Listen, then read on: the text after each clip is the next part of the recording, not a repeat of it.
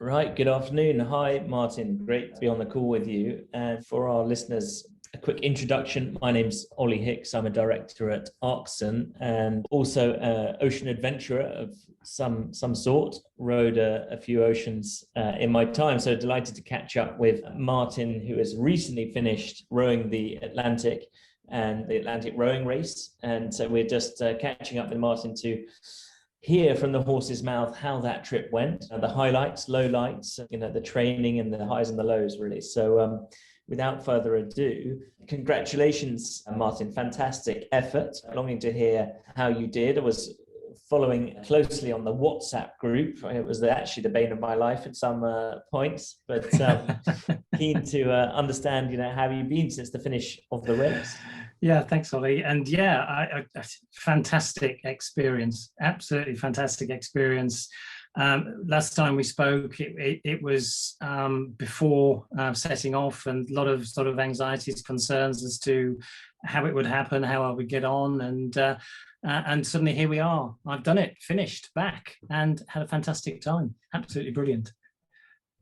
Excellent. And how's it been? I remember sort of casting back, actually dreading the finish of any of my rows. Well, some more than others, but the sort of coming back to land was almost something that filled me with fear and dread. But how have you found it adapting back to being on land and sort of surrounded by people? It's funny. That's an interesting one because, as you know, I've done a lot of long distance adventure challenges, and I've never experienced any real difficulty or issue transitioning back into the normal world.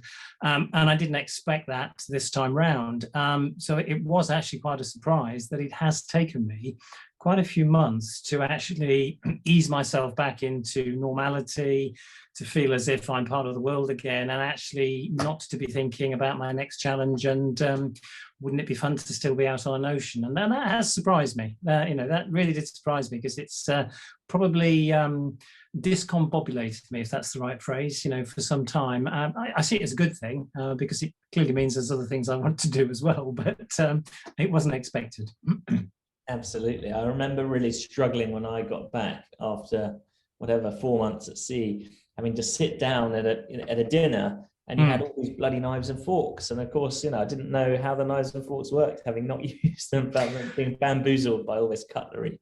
I know. And in fact, if you actually saw my arrival in Antigua, the first thing that's so noticeable is I've got my sea legs, and the minute I step onto dry land, I can't walk properly. My balance was completely gone, to the point where I think the first night I woke up in the morning, sleeping in a normal bed, and I just staggered straight into the wardrobe and fell over. It was hysterical, but it was painful, and it took, I would say, a good fortnight, a good 2 weeks before I was able to walk in a straight line without wanting to walk in a straight line, but not actually heading off in a straight line. So and yet the minute I get back on the boat, to tidy up or whatever, your sea legs, you could walk backwards and forwards up and down the boat without any concern that you were going to fall over or whatever, because you've got that natural rhythm. On dry land, not at all. Absolutely hysterical to watch me. Yeah. Okay. Well, I won't question your sobriety versus your sea legs for the first few weeks after you landed. I drank a lot. That's true. We'll blame it on the sea legs. Yeah, and I did drink a lot. I made up for it. And you just touched on there that you thought you'd be hungry for challenges. So with 60 odd days at sea, you must have had a bit of thinking time. What did you come up with? What's that dreaded question, right? What's next? Yeah, a lot of people say ocean rowing gets into your blood, and I was probably pretty dismissive when I first arrived out, thinking, no, there are other challenges to do. The thought of doing another ocean row is definitely there. Whether I ever will, I'm not sure, because there are so many different opportunities and different challenges out there. I think my stock answer, because it really is a passion and desire of mine, I would love to actually get into orbit. It's never going to happen. I'd love to see the planet from space. Is that ever going to happen? Undoubtedly not. But if I really had the ability to do that, that would be the next one. I'd undoubtedly be divorced by the time I did it, because my wife would just go absolutely nuts. But actually, I found myself too 2 weeks ago, starting to do the searches as what other adventure challenges are out there.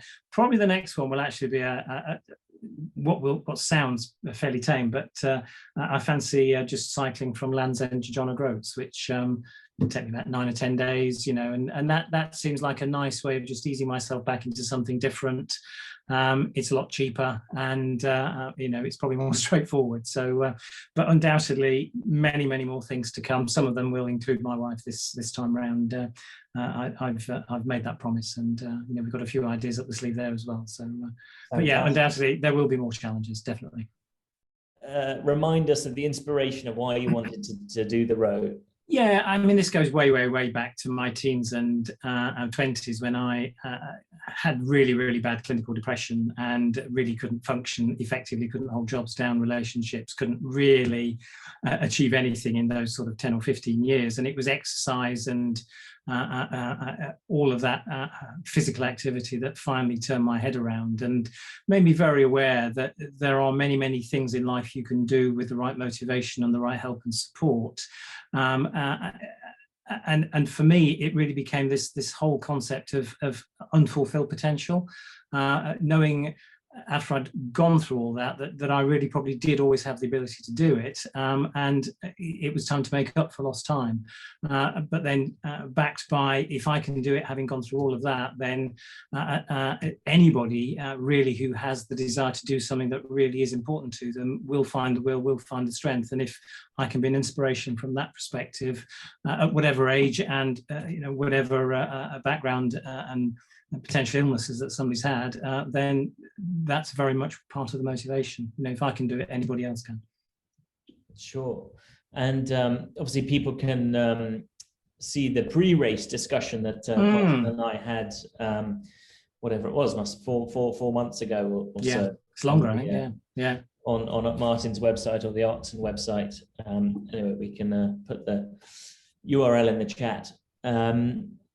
Anyway, take us back, Martyn, if you can cast your mind back, if you didn't lose it entirely, to the start of the race, the day before or the day of. What was the sort of feeling and thoughts before? Oh, well, a range of emotions. I mean, the day before, probably quite calm, because I'd done all my, I'd gone through the compulsory inspections.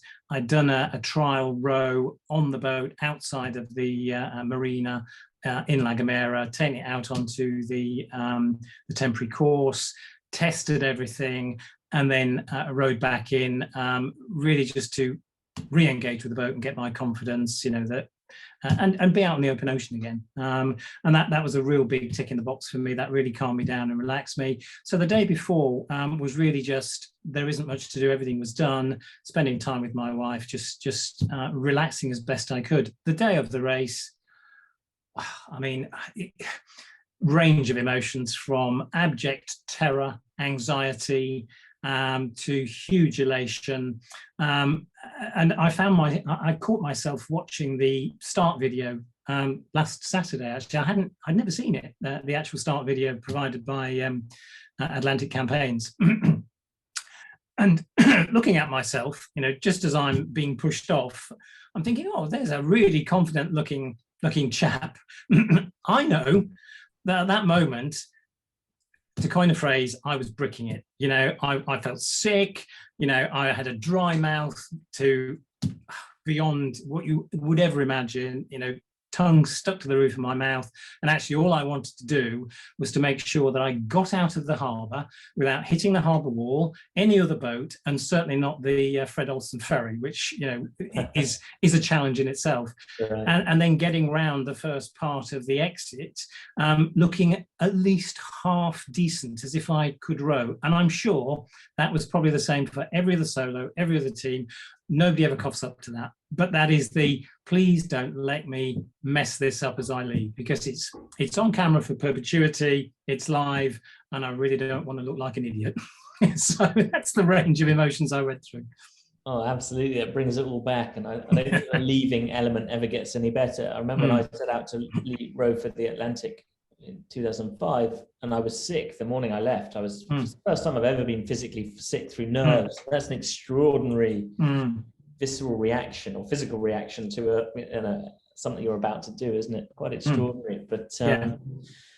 and then, you know, obviously there's all the buzz and the media and the family and the emotion, the heightened emotions of all the saying goodbye, and you've got the other boats around you, so you have all that sort of hype and excitement, and I guess that dissipates the fear to some extent. But I remember, and my experience was probably different because I was leaving from New York, and so you're actually in the shadow of the land for a long for days, if not weeks, and so there was a lot of shipping to avoid and that sort of thing, which kept you on your toes. But I remember every day looking around the boat, I'd wake up and I'd think that my support team or my family would be on the boat.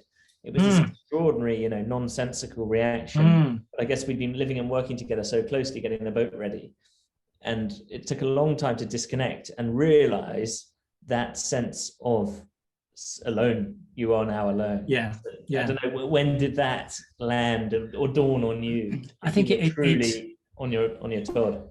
I think I felt truly on my toe the minute I actually set off, and in a way there was a relief in that, because it is what I'd been building up to for such a long time, and I'm sure all the other solos were probably more or less thinking the same. Can we just get on with this now? You know, we're waiting. We watched most of the other teams leave first, so the solos are always the last ones to go, and you're waiting and waiting and waiting. So actually, when you go, there's a bit of a relief.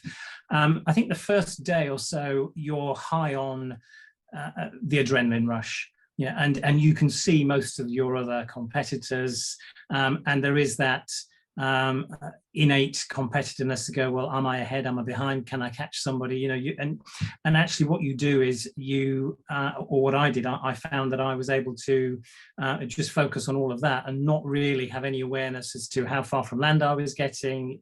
And land, I think, took about 3 days before it finally disappeared for me. But it only probably took about 24 hours before I lost sight of any other boat, either visually or on the chart plotter. And that was probably the moment when I suddenly felt quite alone, because I wasn't sure whether I was in front, behind, you know, where were they? And there was that whole, am I doing okay? Am I not doing okay? And that's where all of the worry and anxiety, and of course that is then compounded by the amount of time you've already been rowing. You're trying to get used to the boat, the conditions, and trying to work your way into whatever is the right rowing schedule, sleeping schedule for you. It is almost as if somebody just takes everything about you and everything that is a comfort for you and chucks it up in the air and tells you to grab whichever bits you think you're going to need at that particular point in time.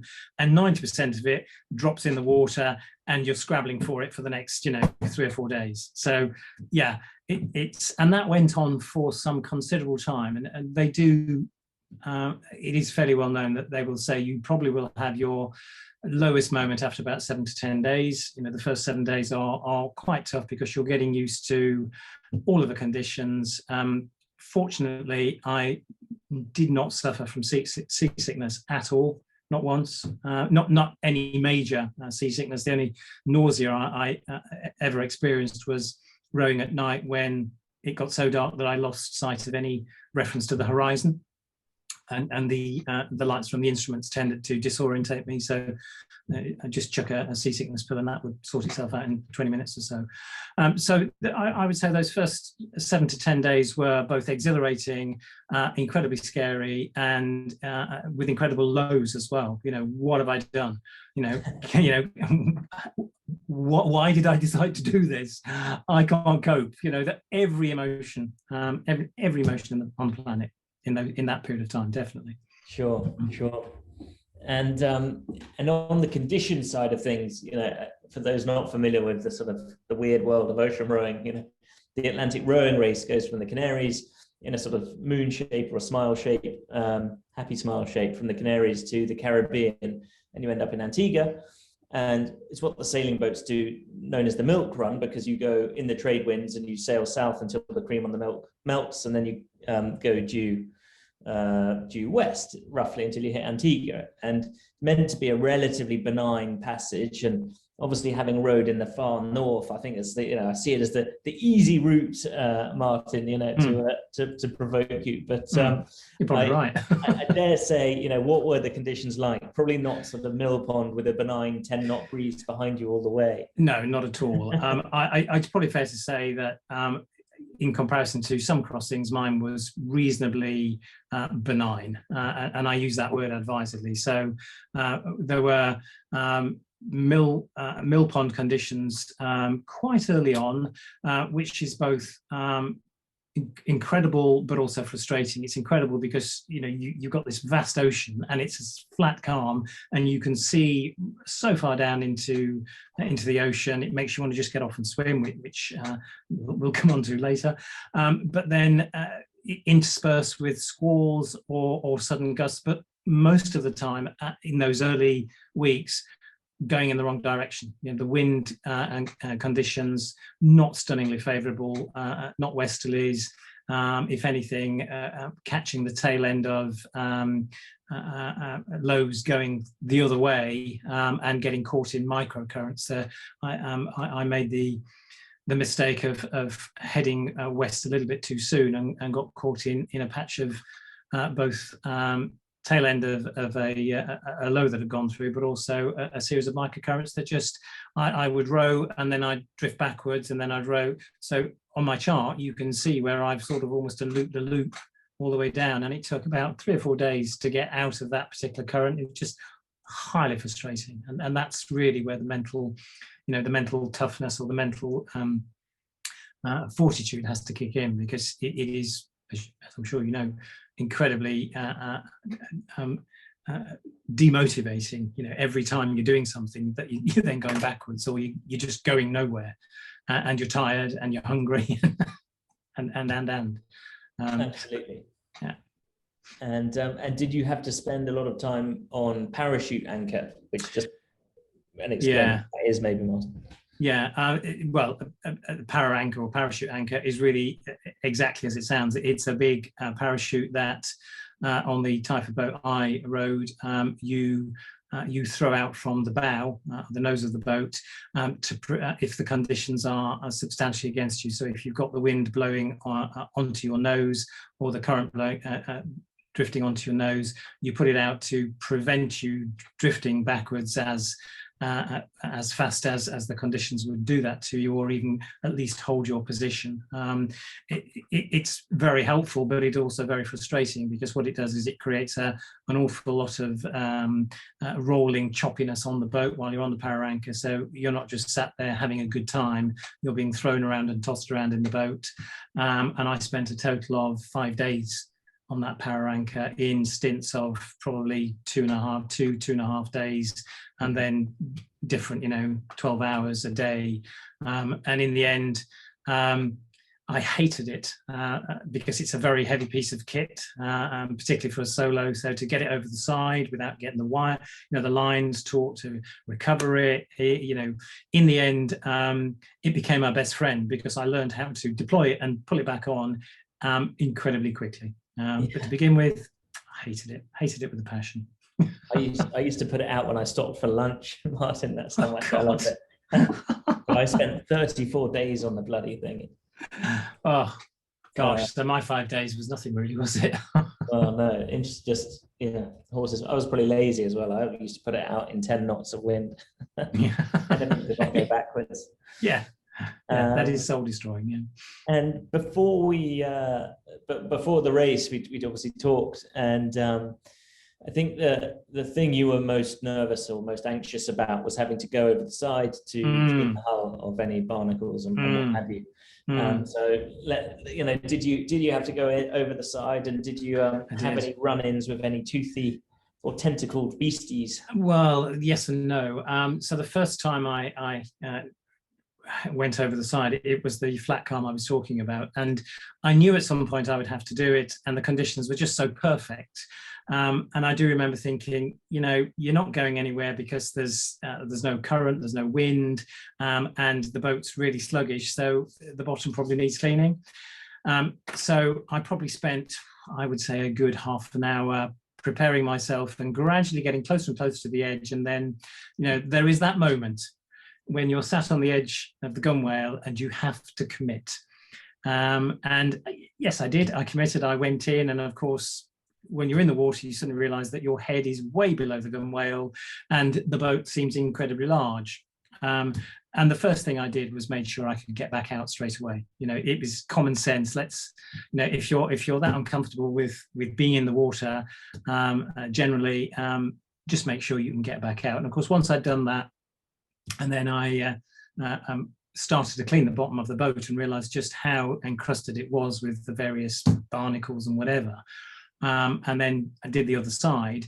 Of course, the sense of achievement of doing something that fundamentally was a real issue for me, both emotionally and physically and whatever, to have forced myself through that barrier and done it. Well, of course, the high was massive. It was real. I've got to phone somebody up and tell them I've done this. It was, and that's one of the pleasures in a way of doing something like that, because you push yourself beyond what you think is ever possible. And of course, the minute I started rowing the boat again, it was like a hot knife going through butter. It moved, and of course that then convinced me I need to do it more frequently. The second time was on the advice of the race organisers when the conditions had really picked up, but the boat wasn't really moving well. So I made the decision in again, and I went from doing 30 miles a day and with real effort on the oars to nearly 70 miles a day with half the effort, and topping speeds on some of the swells of 14 knots. So the difference between having a clean bottom on the boat versus allowing the barnacles was massive. Third time, a bit of a mistake, mainly because the conditions were too rough, and I ended up swallowing a massive amount of seawater, which then made me quite ill for a couple of days. So I had to reduce substantially the amount of time on the oars. Third time was fine, apart from the day before I'd had a very large shark off the stern of the boat. So I saw this shadow and shape, and I thought, what's that? Is that kelp? Is it seaweed? I thought, no, it's not. It's something bigger than that. And then the fin came up, and at that point, people said to me, "Were there any times you were scared?" And I said, "There's only two." And the second time was when that fin came out of the water, and there was such a primeval jerk of adrenaline. I suddenly looked around and thought, "That's bigger than the boat. That is longer than the boat, and this boat seems incredibly vulnerable. Just keep swimming the other way. Just keep going." But of course, see what it was? Can you see? No, I couldn't really tell, because it was, oh, where's my camera? Where's my camera? And it was just lazily swimming, taking no interest in me. But of course, the next day I had to get off the boat to clean the bottom. And of course, my imagination was just going bananas, the Jaws music, Oh. And whenever I was actually off the boat and in the water, I purposely didn't look around too much. I just didn't want to suddenly see something that made me go, oh my God. I think the third time, I just finished the bottom of the boat, and I had this real visceral thought or feeling that said, something just in the back of my head said, you need to get out of the water right now. And it was so visceral, I came out of that water like a seal onto an ice floe. And I don't know why. There was, I looked around, couldn't see anything in the water, but it was like a sixth sense that just suddenly said, enough's enough, out you get. And it was fastest I ever came out. So did anything materialize? Anything emerged? I didn't see anything, no. But the visceral, the sixth sense was just so powerful. I thought, let's not be foolish here. Let's But pre-GPS and all that caper. But obviously, you had a chart plotter on the boat. Yes, you could. This is a sort of electronic map essentially. Yeah, and presumably that had AIS. Yes, it did. Yeah. So did you track? You were able to track other vessels and see the other competitors. Did you sort of assiduously track and see where they were, or did you try and forget? No, only the first day or so, because it has a limited range, and I think the range was about 5 miles. And after about the first day or so, everybody just chooses their own course. So 5 miles is nothing on that. It was useful to see other vessels, and of course it has the collision warning alarm on it, which had a habit of going off at the middle of the night when I'm fast asleep. So there were, quite a few collision warning alarms going off, and 2 miles away isn't, isn't a particularly massive distance when you're talking about a massive cargo ship. But each time I would call them up and just say, "Are you aware of me?" And from see me on the AIS, they would confirm that, and then they'd really want to understand what the hell I was doing and why I was such a small blip on their radar too. The only real issue I had, and probably the most dangerous encounter, was actually with a Spanish fishing trawler, which I think it was about 2 or 3 weeks into the row. I was probably north of Cape Verde, and I came out on deck to do the early morning shift, and I saw what I thought was a low hanging star off the bow. As I kept rowing, it actually started to get bigger, and I thought, that's not a star. And then it's got bigger and bigger and bigger, and it was directly on a collision course for me. There was nothing on the chart plotter. I couldn't call or get any response from the VHF radio, and it just got bigger and bigger and bigger. And of course, you cannot maneuver. Whichever way I was going to go would probably be the wrong way. And in the end, it was so large, I had to start letting off flares to alert them to my presence. And I think in the end, they finally woke up and answered my radio call. And then, language barrier. I can't speak Spanish. They couldn't speak English. And they came about 200 yards of me. Wow. Which was, it was a squeaky bum moment. And then when I think they realised what I was, instead of actually just going away, they did a circle and came in even closer for another look. Which was, so there was a moment when all attempts at communication reverted to the basic common language of leave me alone and go away. Without putting too much of a point on that. And it really was an hour and a half of serious stress. Anything else that came within 2 miles, I was very quick on the radio, but there was nothing else that really caused me a problem. Yeah. And at some point, I think you broke an oar on the yes. voyage. Yeah. Was that a sort of a moment of high drama, or? At the time, it probably was. Yeah. In the end, it wasn't. It was a minor inconvenience in the end. But I was asleep actually for one of the few times, and it was probably about 2 or 3 o'clock in the morning, and I suddenly found myself lying on the side stroke roof of the boat, and everything else landing on top of me.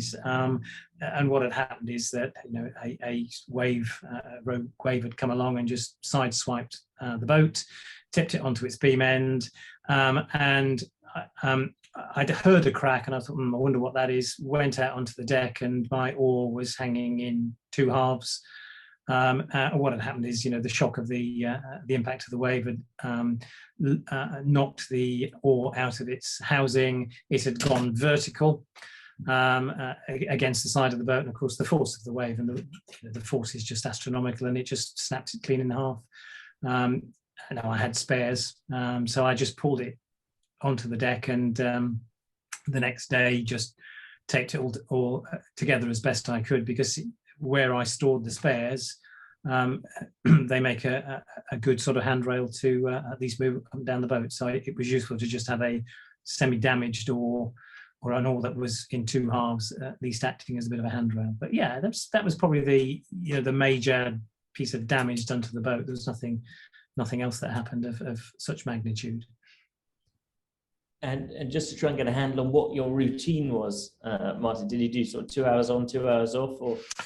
I tried that the first couple of days, and it became very clear that I would exhaust myself and not be able to achieve anything. And gradually over time, I tended to row probably 8 to 10 hours during a 24-hour period would be my rowing time. I slowly stopped rowing at night because I had so many injuries. So being knocked off the seat, oars into the ribs, burns down the side of the legs, whatever, and banging my head against the spare oars. Just too many things happening that would lead to a serious injury if a bigger wave came along. So gradually I cut down the number of hours in the dark, starting probably about 5 or 6 in the morning, and I would do either a 2 or a 3 hour shift, and then have like a mid-morning snack, and then do another 2 or 3 hours, have a 2 hour rest, where I would normally, around about 4 or 5 o'clock, I would do all my maintenance and chores. So, every 3 days, have a full body wash, every day make water, and just go around the boat checking on all the key pieces of equipment, auto helm, rowing gates, anything that might wear loose or whatever, just oil it, check it, seat bearings and so forth, and then have my main meal, my main hot meal of the day, and then do usually a 3 hour shift into the evening to either 10 or 11, and then try and get a straight 5 hours of rest. Whether I slept or not didn't really matter, as long as I was just resting. And that actually worked very, very well for me. Any more than that, and I was just pushing myself into exhaustion and physical difficulty. Oh, fascinating. Mm. And in the sort of grand adventure, what was the most challenging aspect for you? And was it a surprise? All of it. Actually, physical pain, mental? No. Well, yeah. There are two distinctions I'd make, and I think anybody who does any form of exercise will understand this. But if the mind is willing, you can force the body to push through pain. You can force the body to do far more. If the body is willing and the mind just doesn't want to know, that is a far harder issue to overcome. And the times that were the hardest for me was when physically I was okay, mentally I just didn't want to know. Mentally I just didn't want to be on that deck holding those oars for whatever reason. The times when I was physically tired but mentally engaged, I could push myself through it. I could eat a bit more, drink a bit more, whatever. I could push myself through it. It was the mental.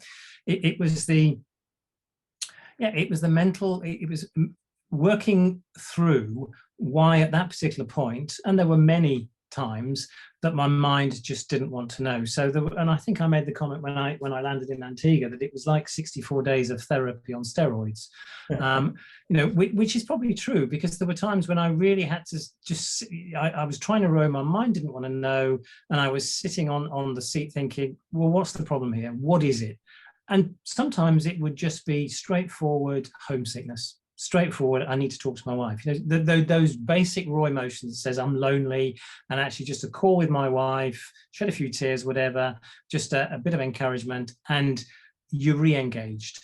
The hardest bit was actually trying to just unpick what the mental issue at that particular point was. So yeah, it sounds incredibly, I suppose, navel gazing at times, but the ocean one was a great leveler, a great one for pointing out your own hubris. And there was one particular moment when I was having one of those moments, and I'd been shedding some tears on deck. I can't do this, whatever, and I'd finally sort of talked my way out into let's start rowing, and then the biggest wave came over and just completely soaked me, the boat, everything else, as if to say, come on, stop being pathetic, just get on with it. So that, and that was a great turning point, because you just thought, yeah, the sea doesn't care, actually, just get on with it and do it. It's some interesting moments too, and I spent a lot of time, not a lot of time, but there were many times when I was either physically in pain, and it was usually either my hamstrings seizing up a bit, or the pressure on my backside from the continual rowing, or the occasional sore. Get off the seat, and I'd just scream at the sky or the sea or whatever. And there was one memorable moment when I completely lost it, and I stood up and I was cursing the sea, cursing the sky, cursing the rain, cursing the sun, and then I did the stupidest thing. I looked around to see if anybody had heard me. It's that sort of you're so used to losing your temper in public, you really don't. It was almost, I've lost my temper in the middle of nowhere on my own, and I still worried that somebody might have heard me. It's quite, so it did make me laugh at that point. So, but yeah. Fantastic. And reflecting on the highest highs and sort of lowest lows, how did that sort of compare to other challenges you'd done, and how did the other challenges in that sort of respect prepare you for this? Obviously, you had some low and high moments on. I think a lot of the other challenges have prepared me reasonably well, because I'm comfortable with my own company. I'm used to the solitude, and I get an immense amount of motivation and serenity actually from that sort of solitude. So there was a level of I know what's going to happen, and I know myself. So I knew that there would be days when I would want to give up, days that I would question my ability, question my motivation, question everything about myself, but also knowing that I've had many experiences of going through that, and you always come out the other side. And so it's just having that knowledge to go with the flow, experience what you're experiencing, because there will be a better day tomorrow, and there were many better days. The whole experience, when you look back, you always forget the lows and you always remember the highs. And for me, actually, the biggest challenge was probably managing my own expectations of myself. So it's a race. How competitive did I want to be? Well, I didn't want to actually be last, and actually managing. And there was a couple of times when I was, or I could have been, and that was quite unexpected and difficult to manage. That wanting to do better than you were doing, and how did you manage that mentally? And in the end, just accepting that you were doing your best, you were doing your own race, and actually that was the challenge in itself, and whatever anybody else and everybody else was doing didn't really matter. You would do what you were doing to the best of your ability. It took a while for that message to get through too. And how was it being away from your family? I guess similar to it was tough actually. It was tough for this time. I had regular communication with my wife via sat phone, and she came back to a new lockdown that we didn't anticipate. So she herself was suffering quite badly from loneliness and isolation, and which was quite difficult for me, because I knew it was going on and I couldn't do anything. And at the same time, I was, having my own, I suppose, emotional meltdowns from time to time. So probably there were times then when I thought, you've been a really selfish, person going off and doing this and leaving your wife. But actually, that all turned around for both of us when I was about halfway through the race, and we started on our daily calls planning how she would get out to Antigua, the arrival. We started talking about more positive stuff, and that was very beneficial for the pair of us. So probably tougher than some of the other challenges in managing that. There was one memorable moment, and I know we'll come on to this, but when I think on the last day when I actually sighted Antigua, I rang her and I said, "Lynn, I can see you." Now she took that literally, thinking, and she was staying in Nelson's Harbour in one of the hotels there, and she took it literally and thought I was in the harbour looking at her through the bedroom window, which caused a bit of consternation. I said, "No. What I mean is, it's the first time I've actually seen land. I can actually see Antigua." So that's quite funny.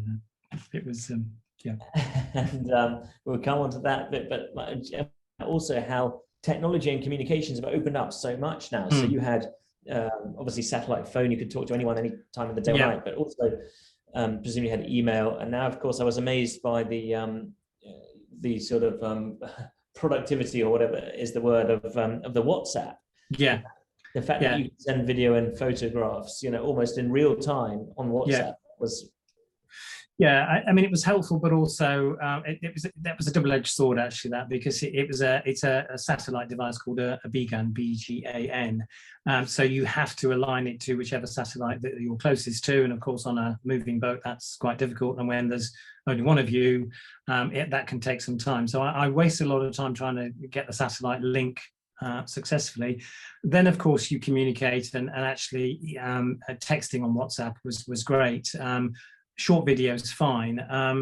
The biggest issue with it was that you couldn't control the response of individuals in the group.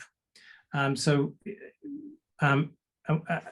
what I mean by that is there were many times when I really didn't want to know, how well I was doing in comparison to other competitors, how many miles I had to go. And I'd link onto the satellite, and somebody would have sent a message saying, "Oh, you've only done 500 miles. Why are you going so slow?"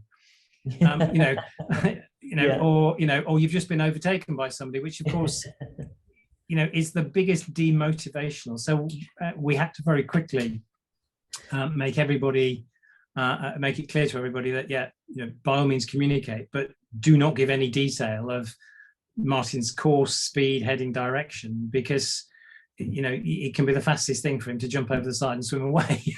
so double-edged sword. Nice to actually see all the support, but at the same time, occasionally you go, "Why did you send that text? Why did you say that?" Interesting. And so exactly after over 2 months at sea, finally you can see Antigua. And, just talk us through the sort of final days, because probably how many days could you see it before you actually landed? Just the one, and I expected to see it sooner than that. The final few days were incredibly exhilarating because, actually probably the final two or 3 weeks, because I'd become so in tune with the boat and the conditions.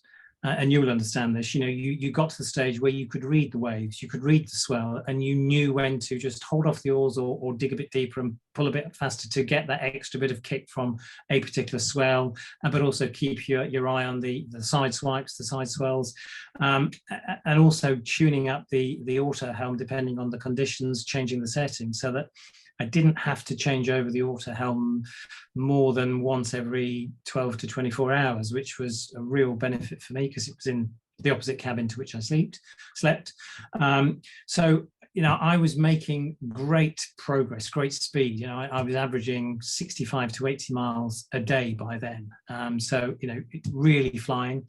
And the last couple of days, the weather changed, so bright sunshine, but then a series of squalls coming through, and really, really aggressive squalls. So, you'd have normal conditions, then suddenly the sky would go very dark, you'd see the rain clouds coming, the swell would pick up, the speed would go from an average of whatever it was, 3 to 5 knots, to suddenly 10, 15 knots down some of the swells, last for about half an hour, 20 minutes or so. You'd be absolutely soaked with a freshwater shower.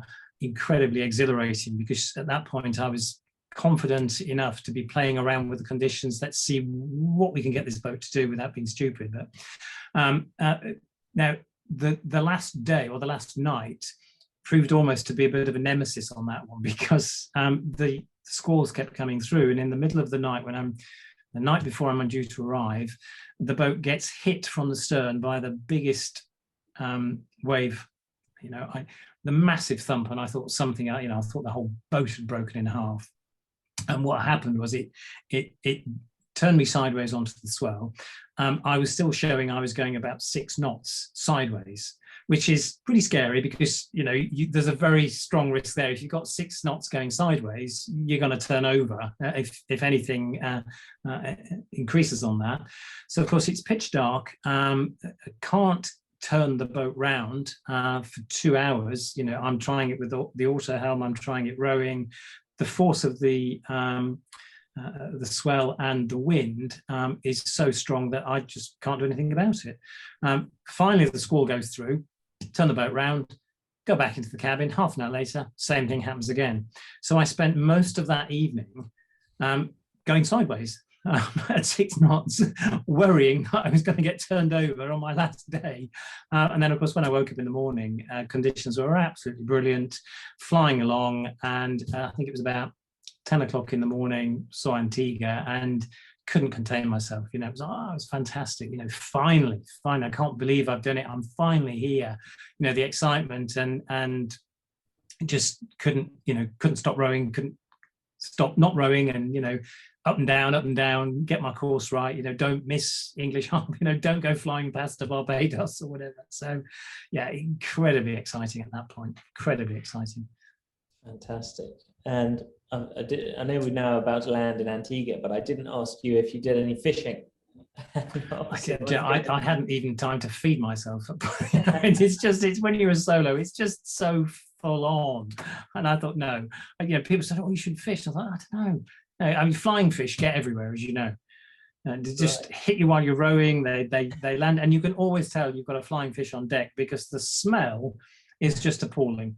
And you'd be finding them, you know, a day old because they'd slipped under a gunwale somewhere, and oh, just gross. But no, I didn't do any fishing on it. I just didn't have time. And so by the end, did you feel you had a greater connection to the ocean, or Very would you much be so. happy never to get on the ocean again? No, absolutely brilliant connection with the ocean. I mean, for somebody who's never sailed, you know, has a fear of deep water, and in the end, there were many, many times, certainly in the last month, when I would stand up to, you know, just have a 5-minute rest, and I just could never stop gazing out at the horizon and just saying to myself, "This is incredible. Just look at that. You know, look at the colour. You know, the colour of the sea, the colour of the sky, the sun. You know, the clouds. You know, you're here in the middle of absolutely nowhere, and you're having an absolute blast. Just look at it. You will never experience this anywhere else. You can't see anybody. You can't see anything." But isn't it absolutely fantastic? You know, the ocean is a wonderful, wonderful thing. Incredibly scary. Never lose respect for it, but it would not stop me going back and doing it again at all. You know, if anything, I probably fell in love with it more than you know, I anticipated. Oh, you're making me want to get it straight back in the boat now. Right, well, I think we covered lots of ground. Couple more questions. Any mentions for your sponsors or your causes? I don't know if they're still live, your courses, Horse Herd? Or... yes, I think it is. I think certainly we will still take donations to the charity. You know, we've done as well as we can, and of course, you know, a great thank you to all our sponsors, and particularly you guys. You know, you've been great in all of that support and encouragement and enthusiasm. So yeah, I can't thank people enough who've contributed. You know, both equipment and money, and obviously everybody who's contributed to the charity. It's a big thank you all around. Brilliant. And in closing, any final words of encouragement or inspiration for others who may or may not wish to follow in your footsteps? What would I say? I think, yeah, I've always said that there is nothing stunningly special about me. I'm just somebody who happened to have, you know, quite bad clinical depression, who fought his way out of it, and got to an age where he wanted to do something with the rest of his life that would, you know, something to reflect on in old age and inspire other people. And if I can do anything and inspire people to do it, then so much the better. You know, I'm 62 when I did it. I think I would probably leave anybody with the thought that if we always find time to do what we really want to do, and if it's something you want to do, the ability and the motivation to do it will always be there. And I always say to people, if you're struggling to do something, you need to ask whether it's really what you want to do. Because if it's not, then give up and find what you do want to do. But actually, anybody can do what I've done. You just have to have the desire, and it doesn't have to be rowing ocean. It doesn't have to be long distance hiking. It could just be getting fit. It could be, you know, just doing something different, changing jobs or whatever. It's always difficult until you take the first step, and once you take the first step, there's always support, help, and motivation from the most unusual places often that will encourage you to do that. So if I've inspired one person to go, you know what, I'm a bit like him, I can do it, then I've done my job. A bit long-winded as an answer, but hopefully the message is there. Yeah. Good man, Martyn. That's sage words, and I absolutely agree with all those sentiments. So thank you very much. And in summary, you know, congratulations again, Martyn. What a epic journey or voyage, and yeah, hopefully it will serve as an inspiration to many others. And on a personal note, been great to sort of you know, recount the tales of daring do and high adventure on the seas, because it's funny when you do it as a solo that it is whatever you share, it's still an experience that you've had you alone will sort of carry how that was and how that went to to your grave. So it is quite special, I think, to be able to share it. And almost a carbon copy for some of the answers would have been mine as well. So it is fascinating, Olly. Yeah, and there is something very, very special, and that's why I chose to do it as a solo, because I think the experiences that I brought back are probably far in excess of the experiences that pairs or threes or fours, and their experiences will have been brilliant too. But I think as a solo, you bring something special back. You really do. And as a solo, I think it also says something about your character and your ability. And again, if that's something that you can pass on to other people or inspire other people with, then so much the better.